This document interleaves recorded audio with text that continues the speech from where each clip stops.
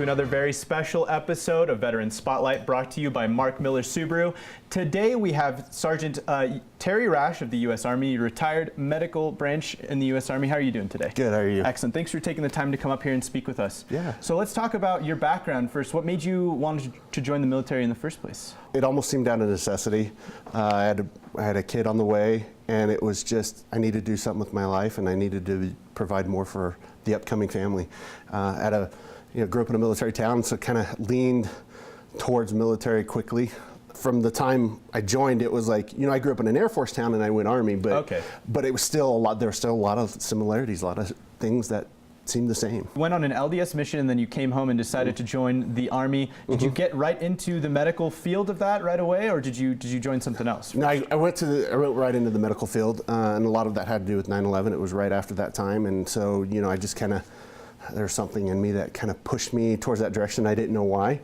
It was kind of, but I knew definitely medical field was where I wanted to go, and I was lucky enough to get that assignment. You felt the calling and you had to answer it, I'm sure. Yeah, which is great. So let's talk about where you served. I got a chance to be in Iraq from 2004 to 2005, and during that time I was there for the very first election they had. Fallujah was one of my very first cities that I got to go into. You kind of came during a very pivotal time, and even though it was very hopeful in the terms of setting a new democracy there for the Iraqi people, it was also a very tense time because it actually had a lot of opposition as well. Yeah, there's quite a few people that were scared to do it. They didn't know how to do it. They've never seen it in their life. They've never, or previous years, they were the very first people to ever do anything for their country. Yeah, people who were excited, but also very, very afraid at the same time. And so we would go around, especially, the weeks leading up to the first election, we would go around and just encourage them to get out and be a part of their community.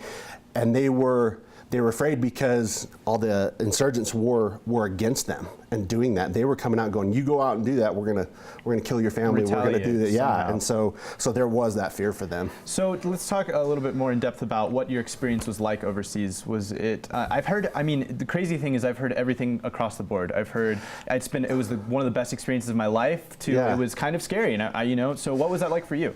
I've gone from the spectrum of, I've had the saddest days of my life over there, losing close friends, to great days where we got to accomplish a lot of wonderful things and or be able to capture some very important people who were causing some harm. Causing some harm to other people. So it was definitely all over the place, and it was never the same. Like each day, was completely different. So each mission was way different. You were really kept on your toes, I'm sure. What is it like coming back as a veteran to normal everyday society and trying to reintegrate yourself back into just everyday life? It's honestly hard, and I think it's hard on an individual basis. I think each veteran faces different challenges. For me, I struggle with crowded places, loud noises, things like that.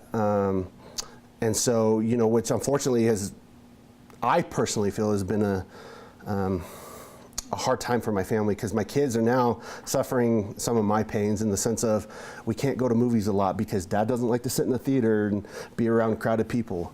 Like I got a really good support in my home. The most important part, and what I've heard pretty much across the board with all veterans, is the only thing that's important is just welcoming these warriors back into society, not isolating them, but open arms, just saying welcome home, you know what I mean? Yeah. Welcome back, and helping them to adjust. Yeah, I can never imagine what it was like for the Vietnam guys, and how people literally would spit on them and hate them for doing what they were doing. And and obviously now we're in a different era where people are more welcoming to us, but there are still a lot of people, there's still a lot of opposition at home. But the nice thing is I tend to go towards the people who support me the most, who love me the most, who are willing to take care of me, family and very, very close friends. Excellent. So. Terry, well, thank you so much for coming on, and appreciate it. And first, thank you for your service. Yeah, highly appreciate it. Thank you. Absolutely. That was Terry Rasch, who's a retired sergeant in the U.S. Army, serving in the medical branch. We're going to have more of the Veteran Spotlights coming up, so be sure and stay tuned for those. Thanks to Mark Miller Subaru for sponsoring these. We'll see you next time.